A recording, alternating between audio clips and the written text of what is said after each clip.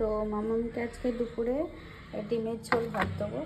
তো এখন ডিমের ঝোলটা বানাবো, তাই ভাবলাম যে তোমাদের সাথে একটু শেয়ার করি।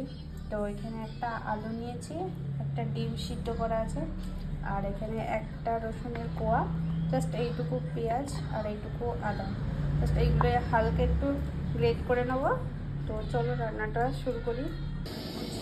পেঁয়াজ আর এই যে রসুন সামান্য পরিমাণ দিয়েছি, 2-4টে জিরে ফোড়ন দিয়ে দেবো। ভাজা ভাজা হয়ে গেলে এর মধ্যে আদাটা দিয়ে দিই আর রসুনটা। আমি তো এরকম করেই করি। আর সামান্য একটু তেল দিয়েছি, জাস্ট এগুলো একটু হালকা ভাজা ভাজা করে নেবো। হলুদ, নুন দিয়ে নেবো, সামান্য পরিমাণ জল দিয়ে এটা হালকা একটু ফুটলে নামিয়ে দেবো। মাম্মার ডিমের ঝোল রেডি, মাম্মামের থালি। এটা ডিমের ঝোল আর ভাত থালা করছে এখন তো তুলিয়ে।